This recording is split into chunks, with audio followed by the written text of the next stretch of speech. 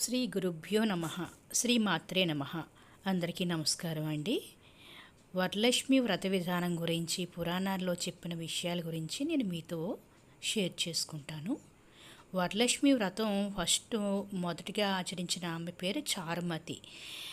లక్ష్మీమాత చారుమతీదేవి కలలో కనిపించి వ్రతము ఎలా ఆచరించాలో ఆమెకు వివరించారన్నమాట. మొదటిసారి వ్రతం చేసిన ఆమె పేరు చారుమతి. చారుమతి వ్రతం చేసుకునే విధానానికి ఆవిడ ఇలాగ మొదలుపెట్టారనమాట. వ్రతం ఆచరించడానికి పూజ గదిలో కానీ, పూజ గది లేని వాళ్ళు వాళ్ళకి వీళ్ళున్న హాలులో ఒక చోట కానీ వ్రతం చేసుకోవాలని సంకల్పించుకున్న చోట ముందుగా గోమయంతో కానీ గోమూత్రంతో కానీ చిలకరించి అక్కడ శుద్ధి చేసుకోవాలండి. ఇలా చేస్తే విశేష ఫలితమని లక్ష్మీ అమ్మవారు సాక్షాత్తు చెప్పారు చారుమతికి. వ్రతం ఆచరించేవారు ముఖ్యంగా అంచు ఉన్న వస్త్రాన్ని ధరించాలండి. మగవాళ్ళు కూడా అంచు ఉన్న పట్టు పంచని కానీ లేదంటే అంచు ఉన్న నూలు పంచని కానీ ధరిస్తే చాలా శ్రేష్టం, నిండు నూరేళ్ళు ఆయుష్ అండి. ఇది పురాణాల్లో వివరంగా చెప్పబడి ఉంది. ఇక ఎవరికైనా మనం చీర పెట్టేటప్పుడు దాంట్లో 2 రవికెల గుడ్డలు తప్పనిసరిగా ఉండాలటండి. తాంబూలంతో పాటు చీర పెట్టేటప్పుడు 2 రవికెల గుడ్డలు ఉండాలట. ఈ వ్రతం ఆచరించే ప్రదేశంలో గోమూత్రం చిలకరించి శుద్ధి చేస్తే పూర్తి శుద్ధి అవుతుందండి. అక్కడ అష్టదళ పద్మం రంగవల్లులతో ఆ ప్రదేశం అంతా అలంకరించి దాని మీద ఒక పీట వేసండి. ఆ పీట మీద నూతన వస్త్రం అంటే కొత్త టవల్ కొని దాని మీద వేసి ఆ టవల్ మీద బియ్యం పరిచి దాని మీద కలశ స్థాపన చెయ్యాలండి. ఇలా మొదలు పెట్టాలి. అమ్మవారికి పంచగవ్యాలు అంటే చాలా ఇష్టం అండి.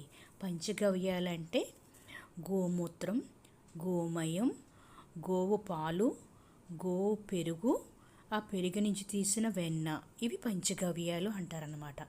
ఈ పంచగవ్యాలని వాడడం వల్ల పూజలోని విశేష ఫలితం వస్తుందండి.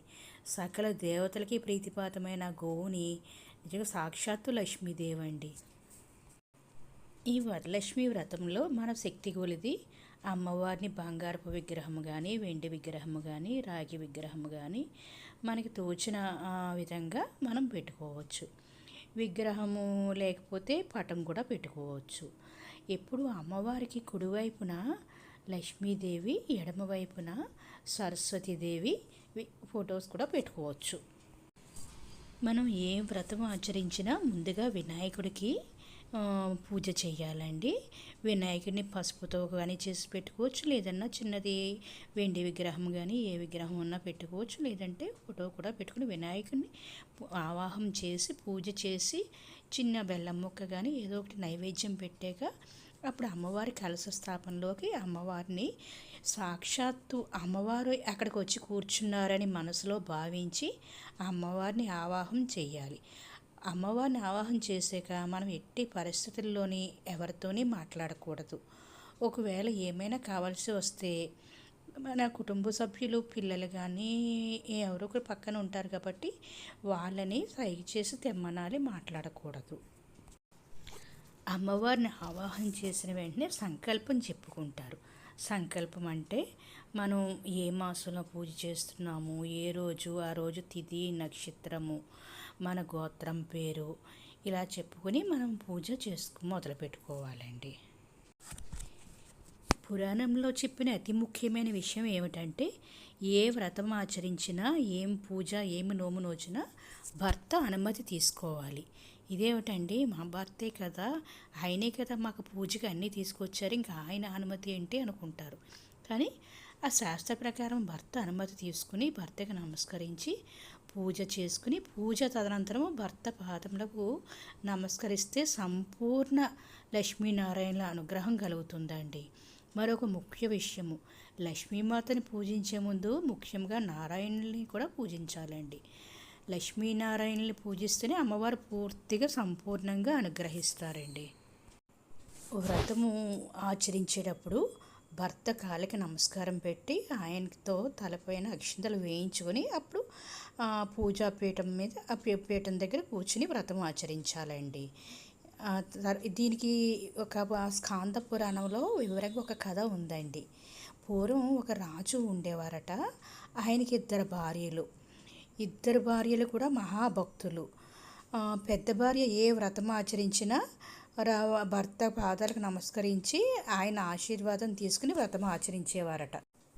ఇక రెండవ భార్య, అయ్యో నా భర్త చెప్తేనే కదా నేను ఈ వ్రతం ఆచరిస్తున్నాను, ఇంకా మరలా ఆయన అనుమతి ఎందుకని ఆమె మామూలుగా వ్రతం ఆచరించేవారట. కొన్ని పరిస్థితుల కారణంగా కొన్ని సంవత్సరాలు తదనంతరము వీళ్ళు వృద్ధులయ్యాక ముగ్గురు ఒకేసారి మరణించారటండి.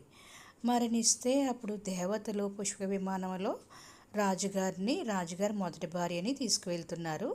రెండో భార్యని తీసుకువెళ్ళడానికి యమభటులు వచ్చారట. అదేమిటి ఆ రెండో భార్య బాధపడి, అదేమిటి నేను ఆ మొదటి భార్యతో సమంగా పూజ చేశాను కదా, నన్నెందుకు యమభటులు తీసుకువెళ్తున్నారు అని అడిగితే యమభటుల్ని అప్పుడు వాళ్ళు అన్నారట, అమ్మ మీరు పూజ చేశారు, కాకపోతే ప్రతిదానికి ఆమె తన భర్త అనుమతి కోరి భర్త ఆశీస్సులు తీసుకుని వ్రతంలో కూర్చునేవారు. మీరు అలా ఆచరించలేదు, దానివల్ల మీకు ఆ పూర్తి ఫలితం దక్కలేదు అనేసి అన్నారట. అందుకండి తప్పకుండా భర్త అనుమతి తీసుకుని, భర్త దగ్గరలో ఉంటే, వేరే ఊర్లో ఉంటే కుదరదనుకోండి, భర్త అనుమతి తీసుకుని భర్త కాళ్ళకి నమస్కరించి ఆశీర్వాదం తీసుకుని అప్పుడు వ్రతపీఠం దగ్గర కూర్చోవాలండి. సాక్షాత్తు అమ్మవారు విష్ణుమూర్తి పాదాలని ఒత్తుతూ ఉంటారండి. అంటే అమ్మవారిని ఎప్పుడు పాదాల దగ్గర పెట్టాలని విష్ణుమూర్తి అనుకోలేదండి. అంటే ఒకరి మీద ఒకరికి అంత ప్రేమ, అమ్మవారి మీద అయ్యవారికి ప్రేమ, అయ్యవారి మీద అమ్మవారికి ప్రేమ. చాలామంది స్త్రీలు భర్త అంటే చాలా అభిమానంగా, చాలా భర్త తర్వాతే నాకు ఏదైనా అంత అపురూపంగా చూసుకుంటారండి.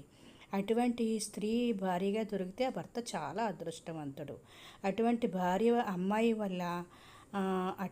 అమ్మాయి వల్ల పుట్టిల్లు అత్తిల్లు కూడా ఎంతో వృద్ధిలోకి వస్తుందండి. రెండు వైపుల వంశాలు తరిస్తాయి అన్నమాట అటువంటి అమ్మాయి ఇంటి కోడలుగా వస్తే. అటువంటి అమ్మాయి భారీగా లభిస్తే ఆ భర్త ఎంతో అదృష్టవంతుడండి. భర్త పిల్లలే లోకంగా వాళ్ళని చాలా అభిమానంగా ఆప్యాయంగా చూసుకుంటే అంతకంటే కావాల్సింది ఏముందండి. ధర్మాత్మురాలైన ఆడపిల్ల పుడితే, ధర్మంగా నడిచే ఆడపిల్ల పుడితే అటు అత్తిల్లు పుట్టిల్లు కూడా చాలా తరిస్తుందండి. ఒక్క సీతామాత వల్ల అటు పుట్టిల్లు ఇటు అత్తింటికి కూడా ఎంతో మంచి పేరు తెచ్చారనమాట సీతమ్మ మాత. పతివ్రత అయిన స్త్రీ ఎప్పుడూ భర్త సౌఖ్యం గురించి, భర్త కీర్తి గురించి, పిల్లల ఉన్నతుల గురించి, తన తల్లిదండ్రులకి గౌరవిస్తుంది, తన అత్తమామల్ని కూడా గౌరవిస్తుంది. అది ఉత్తమ స్త్రీ లక్షణం అన్నమాట. ఏ వ్రతమైనా భక్తి ప్రధానం అండి. మనం వ్రతంలో కూర్చున్నామంటే మన మనస్సు అంతా సాక్షాత్తు అక్కడ అమ్మవారు వచ్చి కూర్చున్నట్టు, అమ్మవారికి పంచోపచారాలు చేస్తున్నట్టు. అంటే గంధం సమర్పించడము, పుష్పం సమర్పించడము, దీపము వెలిగించడము, ధూపం సమర్పించడము, మహానైవేద్యం సమర్పించడము, అన్ని ఉపచారాలు అమ్మకు చేస్తున్నట్టు. అమ్మకు వస్త్రం సమర్పయామి అన్నప్పుడు మనం ఎంత ఖరీదు పెట్టి కొన్నామో ముఖ్యం కాదండి, ఎంత భక్తితో కొన్నాము అనేది ముఖ్యం. అది భక్తితో కొనేది నూలు వస్త్రమైనా అమ్మ ఎంతో సంతోషిస్తారు. అంతేగాని భక్తి లేకుండా ఆర్భాటంగా నేను ఎంత ఖరీదు చీర కొన్నాను అంటే అమ్మ ఎప్పుడూ అనుగ్రహించరండి. భక్తి ప్రధానం. మనసు అంతా దేవుని మీద, వ్రతం మీదే ఉండాలి. సెల్ ఫోన్ల మీద వాళ్ళేం మాట్లాడుతున్నారో వీళ్ళేం మాట్లాడుతున్నారో ఉండకూడదు. మనం అమ్మవారికి ఏమి కొన్నా అమ్మవారి అనుగ్రహంతోనే కదండి మనకి వచ్చినవి. సాక్షాత్తు అమ్మవారి అనుగ్రహం వల్లే మనం ఏమైనా కొనగలుగుతున్నాము. ఆమెకి మనం ఇవ్వడం ఏమిటండి, మనం భక్తితో నమస్కరించి భక్తితో పూజిస్తే చాలండి. పూజలో ఎట్టి పరిస్థితుల్లోనూ ఎవరి మీదకి దృష్టి వెళ్ళకూడదు. ఎవరు వచ్చారు, ఏం జరుగుతోంది అని వ్రతం మీద దృష్టి కాకుండా ఆ వచ్చిన వాళ్ళ మీద దృష్టి పెడితే అది ఎటువంటి ఫలితాన్ని ఇవ్వదండి. పూజలో ఎట్టి పరిస్థితుల్లోని తుమ్ము రాకూడదు. ఒకవేళ అనివార్య కారణాల వల్ల తుమ్ము వచ్చినా మన కుడి చెవిని పట్టుకోవాలండి. ఎందుకంటే కుడి చెవిలో జలం ఉంటుందన్నమాట. అది ఆ అపచారం పోతుంది. ఇంకా అస్సలు మాట్లాడకూడదు. మనం పూజలోని వ్రతంలోని మాట్లాడడం వల్ల ఆ ఫలితము మనం మాట్లాడిన వారికి వెళ్ళిపోతుంది. అందుకనే పూజలో వ్రతాల్లోని మాట్లాడకూడదు. మనం యాంత్రికంగా పూజా కార్యక్రమం నిర్వహిస్తున్న మనసు పరిపరి విధాల పరిపరి ఆలోచనలకు వెళ్తుంది. అలా మనసు పక్కదారికి పట్టకుండా మన నామస్మరణ దైవనామస్మరణ చేయాలి.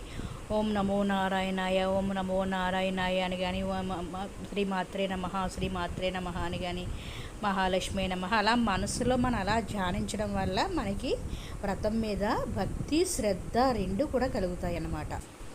వ్రతం ఆచరించేటప్పుడు భర్త కూడా దగ్గరుండి సహకరించాలన్నమాట. అమ్మ పూజ చేస్తోంది, వ్రతం చేస్తోంది, అల్లరి చేయకండి అని పిల్లల్ని చూసుకోవాలి. అమ్మకి ఏం కావాలో చూడండి. అమ్మ మాట్లాడకూడదు కదా.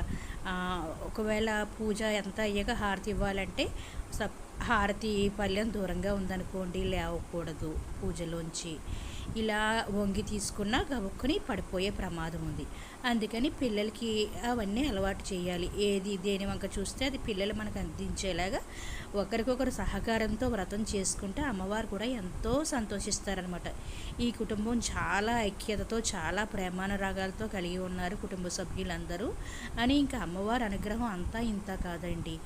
ఏ వ్రతాలు పూజలు ఎందుకు పెట్టారంటే కుటుంబం అంతా ఐకమత్యంతో చాలా సంతోషంగా పూజలు చేసుకుంటారని. ఎన్నో రకాల నైవేద్యాలు అమ్మవారికి నైవేద్యాల రూపంలో మనం వంటలు వండుతాం. అవి అమ్మవారు తినరు కదండి, మనమే తింటాం కదా. అవండి ఇలా చేయడం వల్ల మనకి ఎంతో ఆనందంగా, ఎంతో మానసిక ఉత్సాహం కలుగుతుంది. అమ్మవారి వ్రతం అనంతరము ఆ ముత్తైదువులకి తాంబూలాలు ఇచ్చుకుంటాం కదండి. ఆ తాంబూలాల్లోని రవికెల గుడ్డలు కూడా 2 పెట్టాలటండి. తర్వాత శనగలు ఇస్తాము. ఆ శనగలతో పాటు తాంబూలము, మంగళ ద్రవ్యాలు, పసుపు, కుంకుమ, గాజులు, పువ్వులు, అద్దం, ఇలాగ మనకి తోచిన విధంగా మాంగళ్య ద్రవ్యాలు, కాటుక కూడా చాలా ముఖ్యమటండి. కాటుక భరణ కూడా ఈ తాంబూలంలో మంగళ ద్రవ్యాల్లో పెట్టి ఇవ్వాలండి. గాజులు, ఇలా సౌభాగ్య వస్తువులన్నీ ముత్తైదువులకి తాంబూలంలో పెట్టి ఇస్తే ఇంకా చాలా సౌభాగ్యం అండి. తర్వాత అణువులు కూడా మనం అమ్మవారికి పెట్టి అణువులు కూడా పంచడం వల్ల గ్రహదోషాలన్నీ తొలగిపోతాయిటండి.